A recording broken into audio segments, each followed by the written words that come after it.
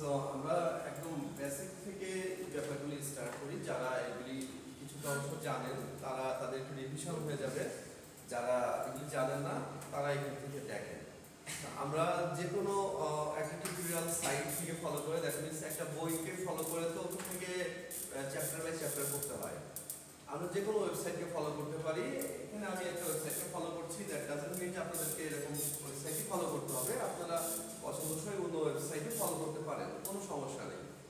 তো একদম বেসিকে কি, আপনাদের যখন একটা HTML এর ফুল ফর্ম কি, hypertext transfer HTML markup language. হ্যাঁ, তো আপনার এখানে কি হচ্ছে, এই এক্সটেনশন থেকে যখন কোনো আপনি টেক্সট ফাইলকে উইথ এক্সটেনশন করবেন HTML, সেইটা ডিফল্ট ভাবে ওপেন হয় হচ্ছে ব্রাউজারে। তার মানে ব্রাউজারের এক্সটেনশনের অনেকগুলি এক্সটেনশনকে ব্রাউজার অ্যাকসেপ্ট করে, তার মধ্যে এটা একটা এক্সটেনশন। এই এক্সটেনশনে যদি আপনি টেক্সট ফাইলকেও সেভ করেন, লাইক আপনি আমরা অনেক এডিটরে টাইপ করতে পারি।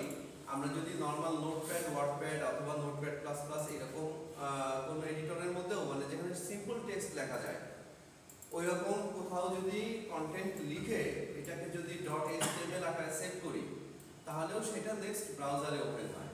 আচ্ছা, এখন এই যে ব্রাউজারের মধ্যে যে আপনি একদম বেসিক যে প্রথম আপনার HTML ফাইলটা করবে, সেই HTML ফাইলটার জন্য আপনাকে যে হচ্ছে কন্টেন্টটাকে লিখতে হয়, সেই কন্টেন্টটাকে আপনাকে মনে রাখতে হবে। আমরা কি করি যে সাধারণত টেমপ্লেট উপরে বেস করে কাজ করি। টেমপ্লেটের উপরে বেস করে কাজ করাটা তো আসলে নিজের কাজ করা শেখালো না। আপনি টেমপ্লেট বেস করে কাজ করবেন কখন? যখন আপনি এক্সপার্ট হবেন। ঠিক আছে, আপনারা দেখেন যে বিভিন্ন প্যাকেজের মধ্যে, বিভিন্ন টাইপের সফটওয়্যারের মধ্যে কিছু টেমপ্লেটস দেওয়া থাকে। এই টেমপ্লেটসগুলি দিয়ে আমরা কি করতে পারি, খুব সহজেই ওইখান থেকে আমরা মডিফিকেশনের কাজ করতে পারি। তো এই মডিফিকেশনের কাজটা শুরুতেই করা ঠিক না, বিকজ তাহলে আমরা শিখতে পারবো না। যেমনটা এই যে আপনারা দেখছি যে আপনারা অনেকে কি করছেন, যে এইরকম একটা স্ট্রাকচার জাস্ট কপি নিয়ে আমরা ওইটার মধ্যে মডিফাই করছি। যে আমার নাম আসবে, this is my name, this is first paragraph. এইটা করেন, ঠিক আছে, কিন্তু আগে আপনি জিনিসটা জানেন। টাইম সেভের জন্য আপনি এটা কপি নিছি। তা আপনাকে যদি বলা হয় যে আপনি নিজে লিখেন, কাগজ দেওয়া হলো, আপনাকে কপিটার সামনে নাই, বলা যে আপনি একটা ওয়েবসাইট HTML পেজ লিখেন, যেটার মধ্যে আপনি যে this is my name and this is first paragraph, এতটুকু আসবে, যেটা আপনারা করেছেন এইটা করেন। তাহলে আপনাদের যদি লিখতে অসুবিধা হয়, তাহলে বুঝতে হবে যে এটা একটা প্রবলেম। সেই প্রবলেমটাই আমরা থাকবো না। খুব সহজ বিষয়ে আমরা আস্তে আস্তে লিখবো। আপনার HTML ট্যাগ দিয়ে স্টার্ট করবেন এবং ট্যাগ ক্লোজ করে দিবেন। তার মানে আপনারা যখন টাইপ করবেন HTML এরকম ভাবে লিখবেন, আবার সেম এটাকে কপি দিবেন HTML এবং এটা ক্লোজ করে দিবেন।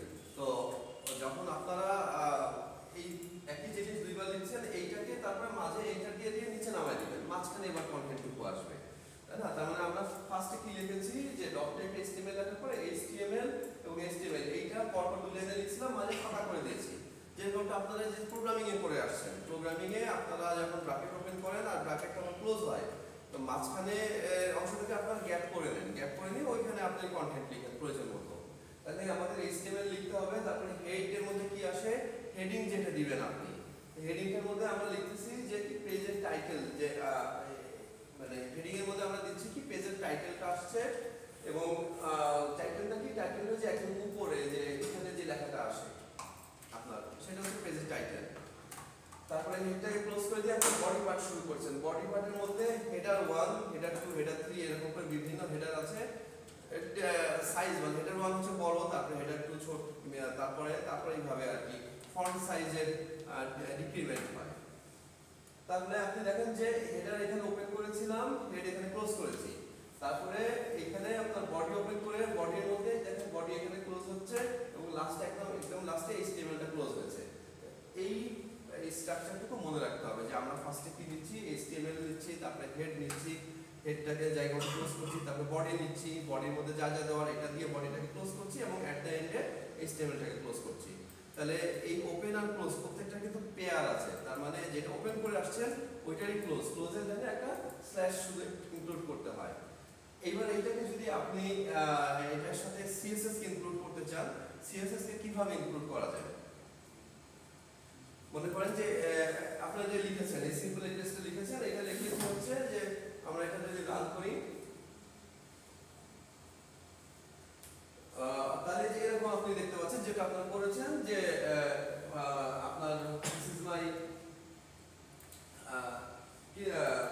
Heading and my first paragraph এই লেখাটা আসছে। এবার কেউ মনে করেন যে আমরা একটু কালারিং করব, তাহলে কি করতে চাই? সিএসএস লাগবে। আমরা এই যে ব্যাকগ্রাউন্ডের কালার, টেক্সটের কালার অথবা টেক্সটের পজিশনিং এইগুলিকে যদি স্মুথলি মেইনটেইন করতে চাই তাহলে এটা শুধু সিএসএস কে ইনক্লুড করতে হয়। সিএসএস কে ইনক্লুড করার তিনটা ওয়ে আছে। তিনটা ভাবে আপনি এই সাদা কালো লেখাটাকে কালারফুল বা স্টাইল দিতে পারবেন। তাহলে তিনটা ওয়ের মধ্যে একটা হচ্ছে এক্সটার্নাল একটা ফাইলে আপনি সিএসএস এর এটা লিখলেন, আপনার হচ্ছে যেভাবে আপনি কাস্টমাইজ করতে চান সেই কাস্টমাইজেশনটা লিখলেন, ওইটাকে লিংক আকারে এটার মধ্যে ইনক্লুড করে দিলেন। প্রত্যেকটা অপশনে আমরা একটু দেখব। দ্বিতীয়টা হচ্ছে যে একটা হচ্ছে external file something file name dot CSS বলে সেভ করেছিলাম, ওইটাকে লিংক আকারে অ্যাড করে দেওয়া হয়। দ্বিতীয়টা হচ্ছে আপনি এইটার মধ্যে হচ্ছে সিএসএস মানে যে এই ফার্স্ট হেডিং এই লেখাটাকে আমি কালার দেখাতে চাই, তাহলে এই হেডিং এর এখানেই আমরা হেডিং এর শুরুতে আমরা সিএসএস এর যে কোডটা লিখেছিলাম ওই কোডটাই এখানে লিখতে পারি। আর সেটা হচ্ছে ওই কন্টেন্টটুকুর জন্য কাজ করবে। আর একটা হচ্ছে ইন লাইনে কাজ করা যায়, মানে আপনি প্রত্যেকটা লাইনকে কাস্টমাইজেশন যেটা হচ্ছে কুইক কাজের জন্য। তো এইগুলি আপনাদের দেখেন যে আমরা এখানে দিয়েছি যে তিন রকম যে আছে, একটা হচ্ছে এক্সটার্নাল সিএসএস, একটা ইন্টারনাল সিএসএস, আর হচ্ছে ইনলাইন সিএসএস। যে তিনটার কথা আমরা বলছিলাম এখানে দেখতে পাচ্ছেন। এক্সটার্নালটা কিভাবে কাজ করছে? এক্সটার্নালটা আপনারা দেখেন যে এই যে ফাইলটা একটু আগে লিখেছিলেন এইটার মধ্যে আমরা লিংক আকারে অ্যাড করে দিচ্ছি। দেখেন লিংক রেল দিয়ে স্টাইল শিট, স্টাইল শিটে কি হচ্ছে এই রেফারেন্সে আমরা দিচ্ছি হচ্ছে মাই style.css, এটা একটা আলাদা ফাইল ছিল যেটা আমরা স্টোর করে রাখছি আপনার ওই সেম ফোল্ডারের মধ্যে। তাহলে সেইটাকে নিয়ে এই স্টাইল শিটের মধ্যে যা আছে সেইটাকে আমরা ইমপ্লিমেন্ট করছে এই পুরোটার জন্য, পুরো কন্টেন্টের জন্য।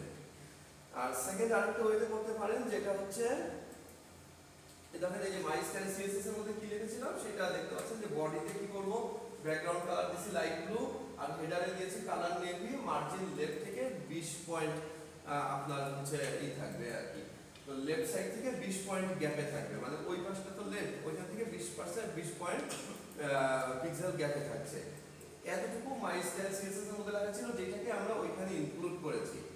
এটা ছিল এক্সটার্নাল ভাবে। আর যখন আপনি ইন্টারনাল সিএসএস করবেন তখন দেখেন যে এই যে ফাইলটুকু আপনারা লিখেছিলেন পুরোটুকুই দেখা যাচ্ছে, এইখান থেকে শুরু করে এই যে HTML শেষ এইটুকু আপনারা লিখেছিলেন। এর মধ্যে দেখেন এইখানে এই যে বডি ব্যাকগ্রাউন্ড কালার সামথিং একটা লিনেন দিয়েছে, তারপরে হেডারের মধ্যে কালার দিছি মেরুন, এবং এখান থেকে লেফট থেকে 40 পয়েন্টকে আমরা রাইটে আনছি, মানে লেফট সাইড থেকে 40 পয়েন্ট রাইটে দিচ্ছি। এই যে অংশটুকু সিএসএস এর মধ্যে লেখা ছিল ওইটাই এখানে দিয়ে দিয়েছি।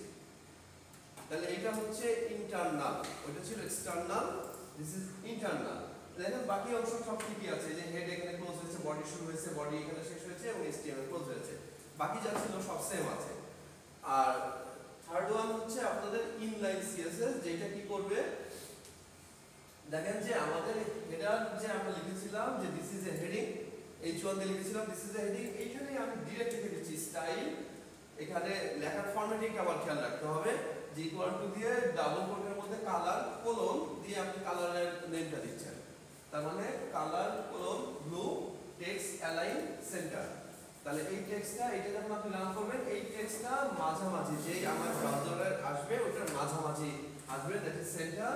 আবার যখন আপনি প্যারাগ্রাফটা দিচ্ছেন প্যারাগ্রাফের কালারটা দিচ্ছি আমরা রেড। তাহলে দেখেন ইনলাইন, এখানে কোনো এক্সটার্নাল সিএসএস ও লাগছে না, আবার ইন্টারনাল ওইরকম ফরম্যাটিং করে এসে সিএসএস এর যে টেক্সটটা লিখবো সেটাও লাগছে না। আপনি প্রত্যেকটা লাইনকে আলাদা আলাদা কাস্টমাইজেশন করার জন্য ওই লাইনটার ভিতরেই আপনি ওই সিএসএস কোডটাকে লিখতে পারছেন। This is called inline. তাহলে আমরা বুঝতে পারলাম সিএসএস কোডকে HTML এর মধ্যে তিনটা ওয়েতে ইনক্লুড করা যায়, and this are the three way. ঠিক আছে, আপনাদের এইখানে দেখবেন যে এই ওয়েবসাইটগুলিতে এরকম ওয়েবসাইটগুলিতে সাধারণভাবে একটা ভিডিও দেওয়া থাকে আন্ডারস্ট্যান্ডিংটাকে আরো ক্লিয়ার হওয়ার জন্য। আছে আচ্ছা, যাই হোক আপনারা তাহলে এই তিন রকম সিএসএস কে আপনাদের যে HTML টা দেখাচ্ছেন আমাকে ওই HTML এর মধ্যে এই তিন ধরনের সিএসএস কে ওয়ান বাই ওয়ান অ্যাপ্লাই করেন।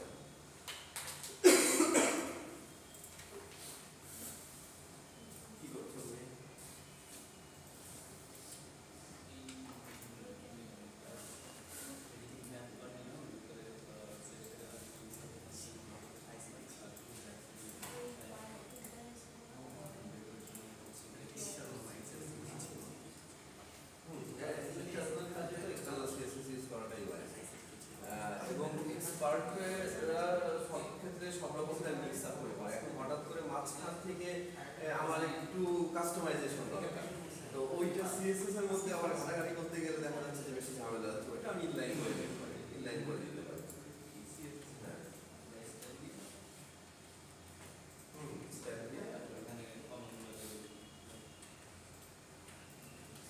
তাহলে এটা রান করেছো, এটা রান করে দেখো কি, তারপরে এর ভিতরে 3 রকম হচ্ছে সিএসএস আলাদা আলাদা ট্যাবে ওপেন করে, এটাকে কপি করে আরেকটা ট্যাবে নাও, লিখে হলো external CSS, internal CSS, inline CSS. আমরা তিনটা এই কন্টেন্টের তিনটা কপি নিয়ে টাইপ করা শুরু করি। এই যে দেখেন, এটা দেখে দেখে টাইপ করেন, শুনেন যারা, এই যে ভাই আপনারা যারা টাইপ না করে কাজ করতেছেন তারা এইটুকু দেখে দেখে টাইপ করেন। এইটুকু ঠিক মতো টাইপ করতে পারলেন কিনা সেটাও একটা দেখার বিষয় আছে। এইটুকু দেখে দেখে ঠিক মতো টাইপ করেন।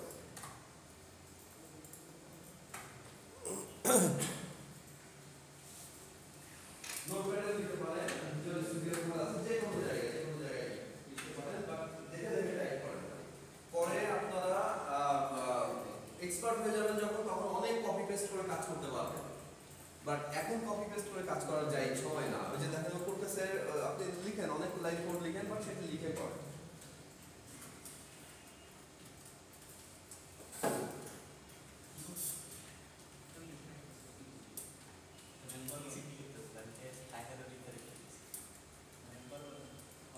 টেক্সট সাইজ যদি ছোট লাগে, টেক্সট সাইজকে কাস্টমাইজ করে বড় করে নিয়ে দেখতে পারেন যদি অসুবিধা হয়।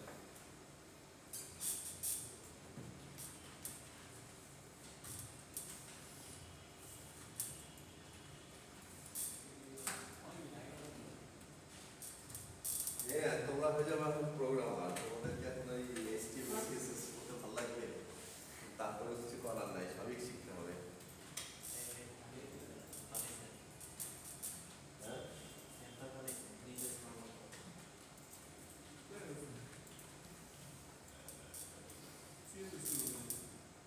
হ্যাঁ, করো CSS করো।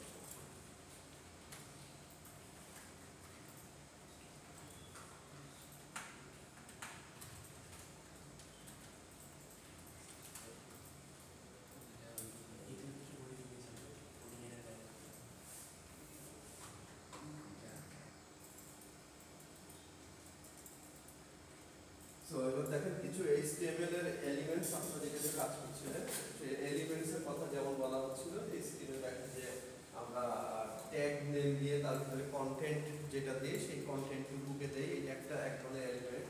তারপরে হতে পারে হেডারস গুলি, বিভিন্ন রকম হেডার 1 হেডার 2 এইগুলি যে দেই, এইগুলি একটা ধরনের এলিমেন্ট, মানে যে কন্টেন্টগুলি আপনি 1 বাই 1 ইনক্লুড করছেন সেই সবগুলিকে আমি এলিমেন্ট বলছি। তারপরে পি দিয়ে আমরা প্যারাগ্রাফ মিন করি, বি আর দিয়ে ব্রেক মিন করি।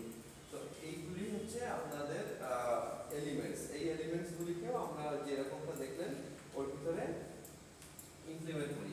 এখন নেস্টেড HTML এলিমেন্ট বলতে কি, নেস্টেড মানে হচ্ছে জালের মতো জিনিসটা থাকবে, মানে আপনি প্রপার পজিশনে এটাকে ক্লোজ করবেন। যেরকম খুব সহজ এক্সাম্পল হিসেবে মনে করেন যে আমরা যখন ওই ম্যাথ করতাম, first bracket, second bracket, third bracket মিলে আপনাদেরকে কিছু যে সমীকরণ দেওয়া হতো, সেই সমীকরণগুলিতে ব্র্যাকেটটা কোথায় প্রপারলি ক্লোজ করতে হবে সেটা যদি প্রপারলি ক্লোজ না করা হয় তাহলে কিন্তু ভ্যালু উল্টাপাল্টা হয়ে যেত। ইন দিস কেস আপনি যদি প্রপার পজিশনে HTML অথবা বডি অথবা এই হেড ট্যাগটাকে ক্লোজ না করে আসেন তাহলে কিন্তু জিনিসটা রান করবে না।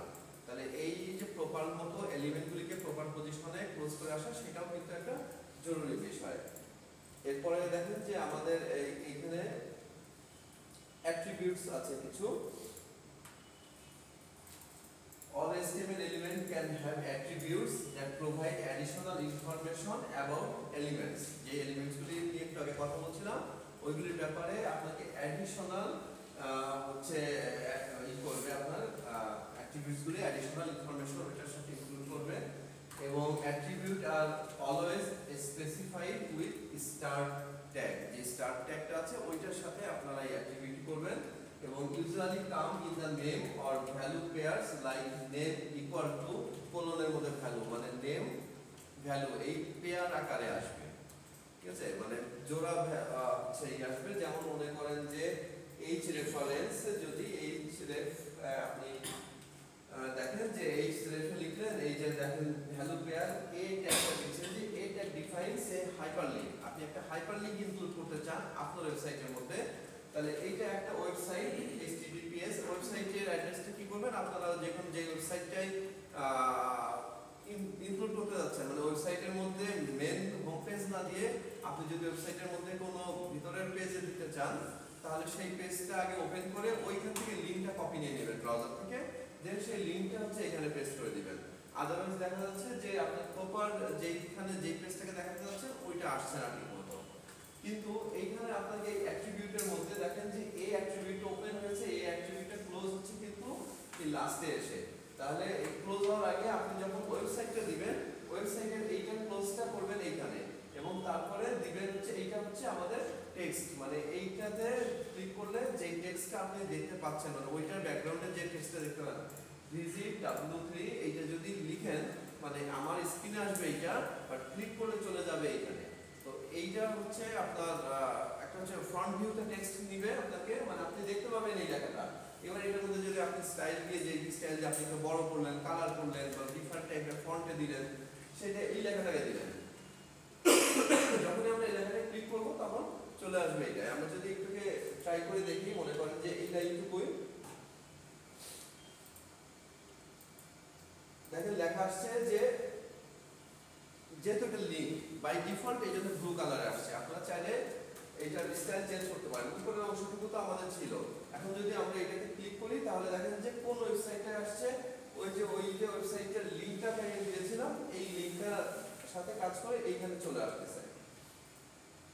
দেখেন হাইপারলিংক, মানে আমরা হাইপারলিংক কি করে অ্যাড করব, তাহলে এই অ্যাট্রিবিউট দিয়ে আমরা হাইপারলিংকে অ্যাড করছি। মানে যে কোনো ব্রাউজারে যেই পেজে যেতে চাই, এটা তো ডিরেক্ট হোম পেজে দিচ্ছে, আমি যদি হোম পেজে না যাই ওইটার মধ্যে স্পেসিফিক কোনো পেজে যেতে চাই, তাহলে ওই পুরো লিংকটা কপি করে নিলাম।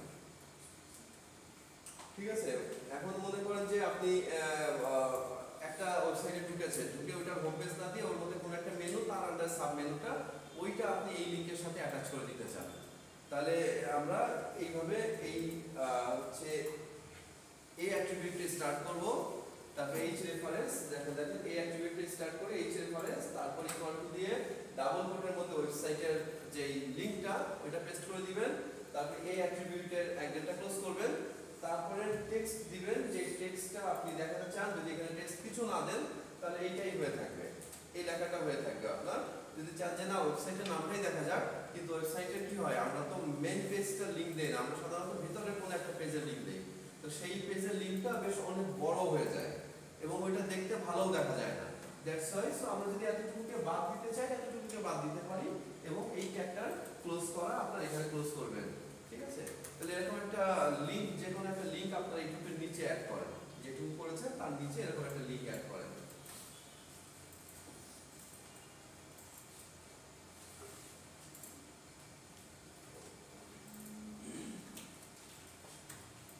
অবশ্যই বডি পার্টের মধ্যে দেন।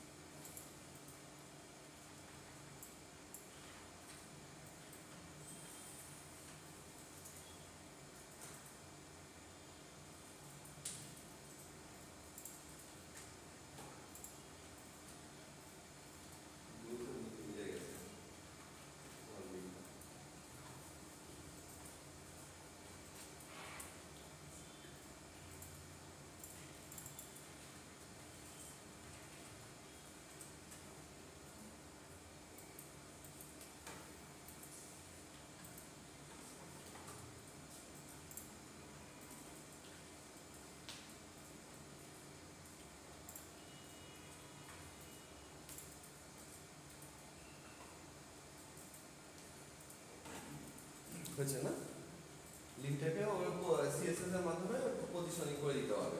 আচ্ছা, এই এবার যে আমরা হেডিংগুলি দিতাম, হেডিংগুলির সাইজ বেসিক্যালি দেখেন এরকম হেডিং 1 2 3 4 5 6 দেওয়া যায়। তো H1 আমরা ইউজ করেছি, এর বদলে H2 H3 H4 ইউজ করলে এরকম হেডিং এর সাইজটা গ্র্যাজুয়ালি স্মলার এর দিকে যাবে। এটাই সিম্পলি হেডিং।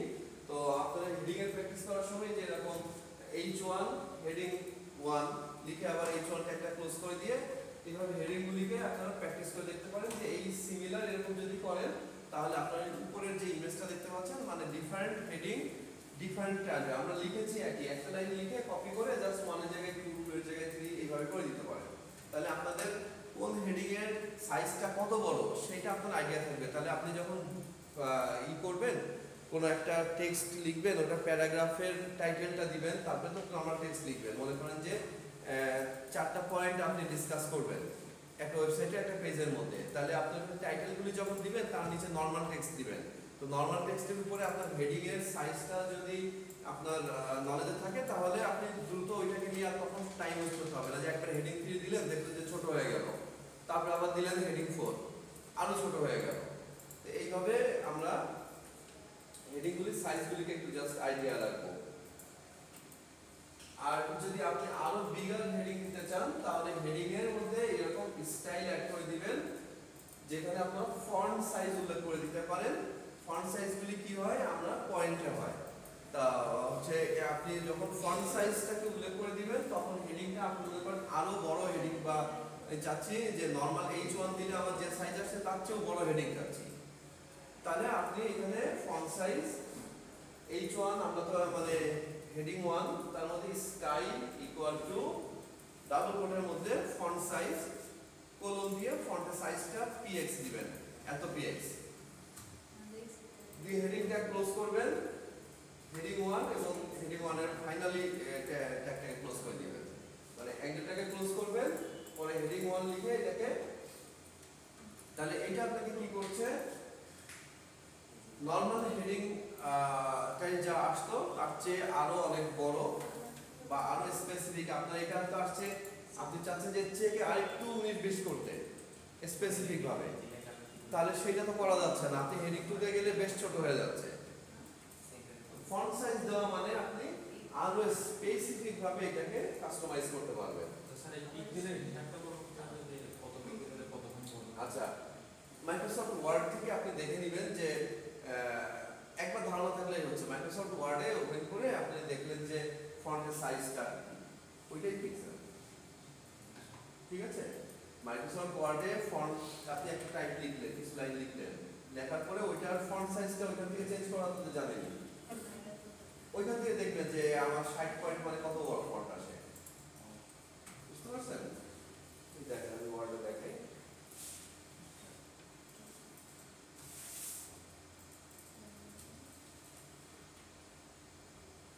মনে করেন যে আমরা লিখলাম iOS, এটা আমার কত আছে ফন্টের টাইপ অনুযায়ী, মানে ফন্টের টাইপ হচ্ছে ফন্টের নাম, ফন্টের টাইপ অনুযায়ী সাইজ ছোট বড় হয়। যেমন এখন ক্যালিব্রিতে আছে সাইজ দেখাচ্ছে এরকম, এরিয়ালে গেলে সাইজটা একটু ছোট বড় হতে পারে, বাট আপনি যেই ফন্ট নেবেন সেই ফন্টের স্টাইলে এটাকে সিলেক্ট করে আপনি যদি এখানে ফন্ট সাইজটা this is the pixel value, আপনি যদি এখানে 60 টাইপ করে দেন তাহলে 60 মিন্স হচ্ছে এই সাইজের লেখা আসবে।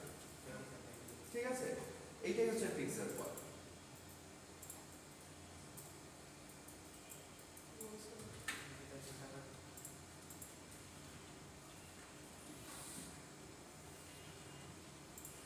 দেন আসলে যে আমরা প্যারাগ্রাফ টেক্সট লিখতেছি, টেক্সটের পুরোটা একটা প্যারাগ্রাফ হয়ে যাচ্ছে, তাই না? আমরা কন্টিনিউয়াস আপনি অনেকগুলি লাইন লিখেছেন, তাহলে প্যারাগ্রাফকে তো সেপারেট করতে হবে, আলাদা আলাদা প্যারাগ্রাফে যদি আমরা দিতে চাই তাহলে এই যে এরকম ভাবে আপনারা দিতে পারেন যে পি যে এলিমেন্ট এইটা ডিফাইন করছে আপনাকে প্যারাগ্রাফ, তাহলে পি দিয়ে শুরু করে এবং পি দিয়ে এলিমেন্ট দিয়ে শেষ করে তার মাঝে যে অংশটুকু রাখবেন এইটা একটা প্যারাগ্রাফ থাকবে। আবার আপনি নতুন প্যারাগ্রাফ যদি দিতে চান তাহলে পি এলিমেন্টের শুরু এবং শেষের মাঝে আবার এই কন্টেন্টটুকু রাখবেন। তার মানে আলাদা আলাদা কন্টেন্টটুকুকে মনে করেন 3টা লাইন আপনারা একটা প্যারাগ্রাফ করবেন, তারপরে বাকি অংশটুকু আরেকটা প্যারাগ্রাফে দিবেন, 2টা প্যারাগ্রাফে করতে চান, সো দুইবার এরকম এলিমেন্টের মধ্যে দিবেন। জি বলেন। স্যার ওটা কি P1 P2 দিয়ে ডিক্লেয়ার করতে? না না না, P1 P2 ডিক্লেয়ার করা না, শুধু P দেওয়া মানে P স্টার্ট করেছেন P এন্ড করেছেন, ট্রাই ইট ইয়োরসেলফ। কিছু টেক্সট কপি নেন এক জায়গা থেকে, সেই টেক্সটগুলিকে আপনি 3টা প্যারাগ্রাফ করেন।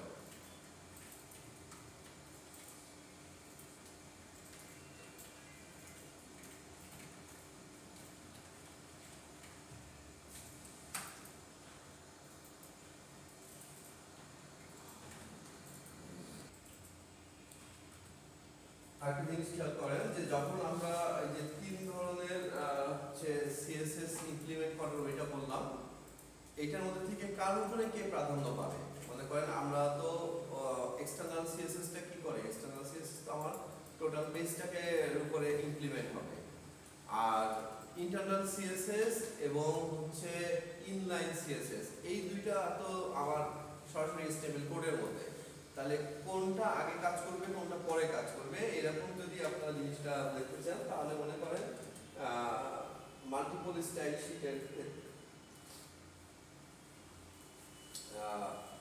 অর্ডারের ক্ষেত্রে যেটা হবে যে আপনি যে অর্ডারটা আপনার আগে থাকবে, মানে আপনি ইনলাইনের মধ্যে যেটা লিখবেন সেটা, নাকি আপনার হচ্ছে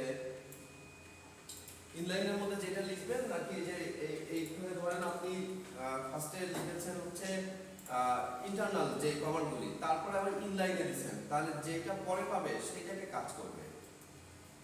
বুঝছেন?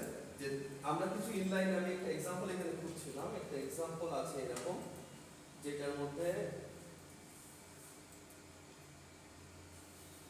একটু দেখেন আছে, এটার মধ্যে এখানেই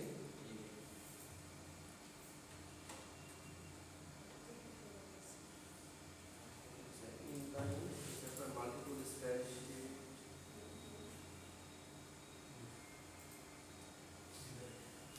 এই যে এখানে দেখেন আমরা কি করেছি যে মাল্টিপল স্টাইল শিট হবে, প্রথমে আমরা হেডার 1 কে দিয়েছি কালার নেভি এক্সটার্নাল স্টাইল শিটে, ঠিক আছে? হেডার 1 এ কালার নেভি বলে দিছি, তাহলে এক্সটার্নাল শিট অনুযায়ী এটা নেভি কালারের আসবে আমার টেক্সটটা। আবার মনে করেন যে অ্যাজিউম ইন্টারনাল স্টাইল শিটে আপনি হেডার 1 এর কালার দিয়ে রাখছেন অরেঞ্জ, তাহলে ইন্টারনালের কাজটা করবে। তাহলে কি করছে আপনার এই ক্ষেত্রে এই ইন্টারনালে যেটা পাচ্ছে ওইটাকে সে নেবে। আবার যখন আপনি এইটার ভিতরে দুইটা রকমই লিখবেন, যে একটা লিংক করে দিয়েছেন, রিলেশন করেছেন style sheet with my style CSS, এইটাকে দিয়েছেন, আবার আপনি স্টাইল করে স্টাইলটা এর ভিতরে লিখেছেন যেটার মান কালার অরেঞ্জ, অথচ স্টাইল শিটে কালার আমার ছিল নেভি, তাহলে এরকম হলেও আমার কালারটা আসবে অরেঞ্জ। আর আরেকটা রকম এক্সাম্পল হতে পারে, আগে স্টাইল শিট দিয়েছেন পরে লিংক দিয়েছেন, লিংকটা তো আমি আগে দিয়েছিলাম, লিংকটা তো পরেও দিতে পারি। তাহলে এই অপশনগুলিকে একটু ট্রাই করে দেখেন যে আমরা ইন্টারনালের মধ্যে, ইনলাইনের মধ্যে আর এক্সটার্নাল এইটাকে আগে পরে করে দেখি। যে দেখেন লিংক করে রিলেশনটাকে দিয়েছি, এক্সটার্নালটা একবার উপরে ছিল একবার নিচে, ঠিক আছে? এবং এইখানে কালার আপনি দুই রকম, একবার এক্সটার্নালটার ভিতরে ওই হেডারের কালার দেন, ইন্টারনালের ভিতরে হেডারের কালার দেন, দেখেন কোনটা প্রায়োরিটি পায়, তাহলে বুঝতে পারবেন যে এটা হচ্ছে।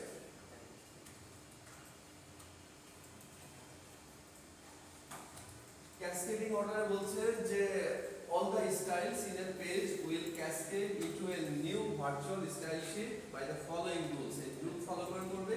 রুলটা কি হচ্ছে দেখেন যে where number 1 has the highest priority inline style, মানে এক নম্বরটা হাইয়েস্ট প্রায়োরিটি পাবে ইনলাইন স্টাইল যেটা ইনসাইড দ্য HTML এলিমেন্টে থাকে, দুই নম্বর পাবে external and internal style sheet in head section, আর থার্ডের প্রায়োরিটি হচ্ছে ব্রাউজারের ডিফল্ট, ব্রাউজারে বাই আলাদা আলাদা ব্রাউজারের ডিফল্ট যেটা সেটিং থাকে সেই অনুযায়ী। তাহলে আমাদের ইনলাইন স্টাইলটা হচ্ছে প্রায়োরিটি বেশি পাচ্ছে, বাট আমরা একটু আগে যেটা বলছিলাম উপরে নিচে ভ্যালু দেওয়ার সাথেও জিনিসটা সম্পর্কযুক্ত, কারণ আপনি ওইভাবে দিয়ে এগুলিকে একটু প্র্যাকটিস করে দেখেন।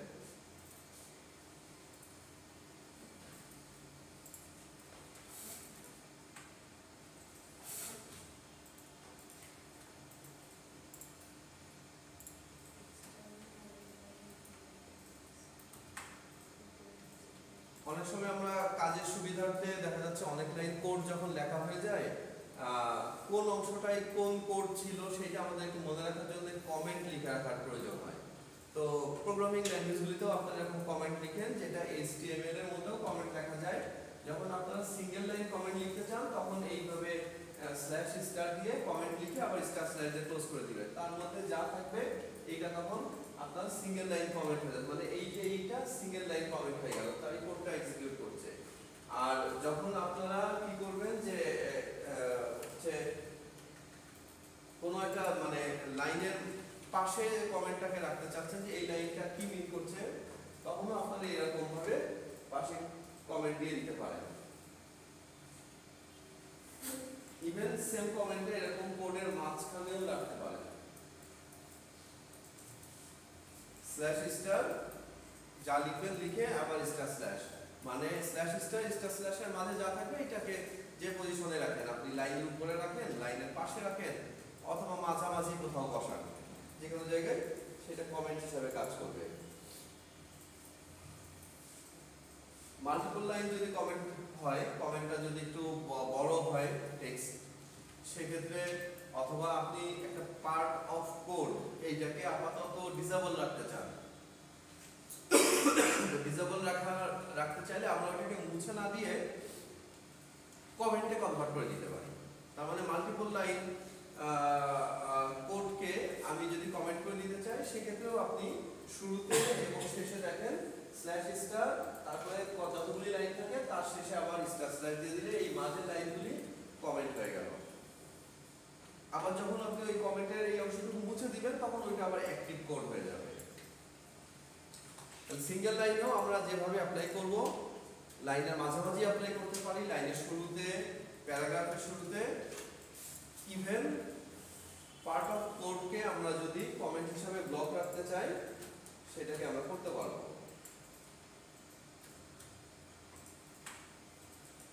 সেগুলোকে একটু প্র্যাকটিস করে দেখেন।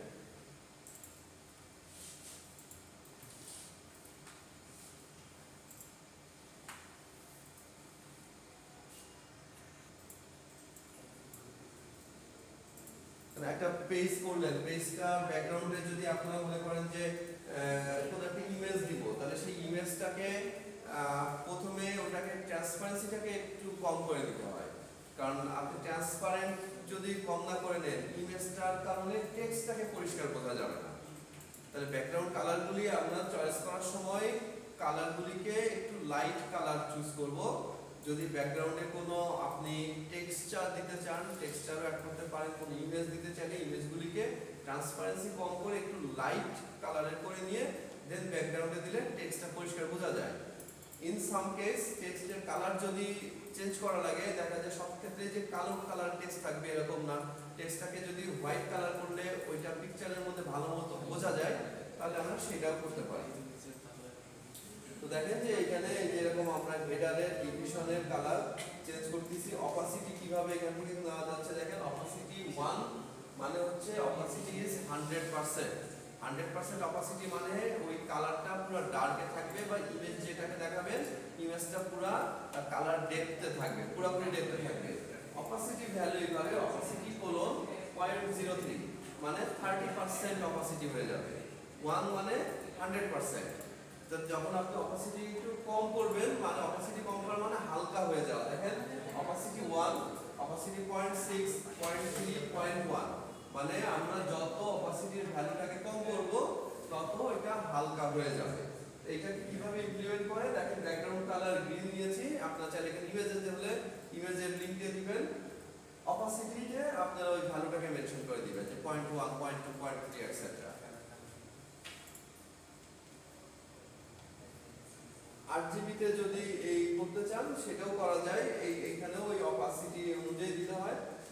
তো অপাসিটি আরজিবিতে দিতে গেলে, আরজিবি হচ্ছে রেড, গ্রিন, ব্লু, এই অনুযায়ী দিতে গেলে আপনারা হচ্ছে গ্রিন ব্যাকগ্রাউন্ড উইথ 30% অপাসিটি, এই ফোর্থ যে ভ্যালুটা এটা হচ্ছে আপনার অপাসিটি ভ্যালু। তার মানে রেড ভ্যালু, গ্রিন ভ্যালু এবং ব্লু ভ্যালু দিচ্ছেন, তিনটা ম্যাক্সিমাম রেঞ্জ হচ্ছে 0 থেকে 255 পর্যন্ত। and then opacity ভ্যালুটাকে দিবেন।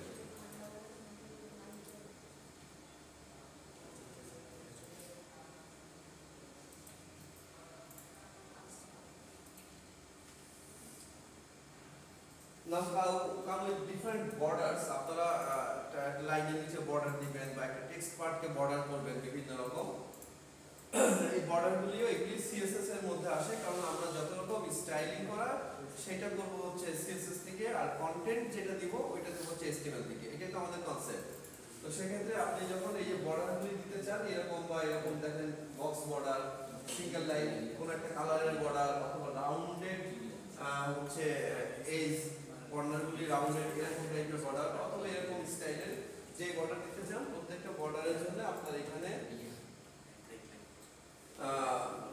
টাইপ দেওয়া আছে ফলোইং ভ্যালুস তাহলে বর্ডার স্টাইলে আপনি dotted then define a dotted border dash দিলে ড্যাশ বর্ডার সলিড দিলে সলিড বর্ডার ডাবল দিলে ডাবল লাইনের বর্ডার আসবে গ্রুপ দিলে এটা 3D গ্রুপ বর্ডার আসবে মানে আপনার এই বর্ডারের মধ্যে একই জিনিস আলাদা আলাদা লাইনে লিখে কি কি বর্ডার আমাদের আসছে রিজ আছে ইনসার্ট আছে ইনসেট আছে আউটসেট নাল এবং হিডেন এই টাইপের বর্ডারগুলি আছে বর্ডার সেট করার সিস্টেম হচ্ছে এরকম বর্ডার স্টাইল ডটেড তাহলে পি ডট ডটেড দিয়ে আমরা এই border style dash border style solid আপনারা খেয়াল করবেন যে যখন সিএসএস লিখেন তখন এই যে সেমিকোলনগুলিকে ইউজ করতে হয় তাহলে বর্ডার স্টাইল যখন আপনি ইমপ্লিমেন্ট করছেন দেখেন ফার্স্টে আপনি যখন ডটেড দিয়েছেন তাহলে এই রকম dot dot dot dot box দিয়ে বর্ডার আসবে এবং এই বর্ডারটা কি হচ্ছে যে আপনি যে টেক্সটটা দিচ্ছেন ওই টেক্সটটা যদি এক লাইন হয় এক লাইন মাল্টিপল লাইনস হলে মাল্টিপল লাইনসের উপরে বর্ডার আসবে ড্যাশ বর্ডার সলিড বর্ডার তারপর আছে ডাবল বর্ডার তারপর গ্রুপ বর্ডার হচ্ছে যে এই রকম গ্রে কালারের বর্ডার আসবে দেন হচ্ছে আপনার রিজ বর্ডার এরপরে হিডেন বর্ডার দিলে হচ্ছে নো বর্ডার আসছে আর মিক্স বর্ডার দিলে হচ্ছে যেরকম আপনার বিভিন্ন রকম বর্ডার দেখেন এখানে একরকম এখানে একরকম এইদিকে একরকম এইদিকে একরকম চারপাশে চার রকম স্টাইল করে বর্ডার আসছে this is called the mixed border so please try it yourself দেওয়া আছে এখানে আপনারা নিজেরা ট্রাই করবেন আমরা এই অংশগুলি খুবই সহজ বাট একটু টাইম নিয়ে নিজেদেরকে একটু দেখতে হবে তাই না নিজেদেরকে যদি না প্র্যাকটিস করেন তাহলে এগুলিকে মনে থাকবে না পরে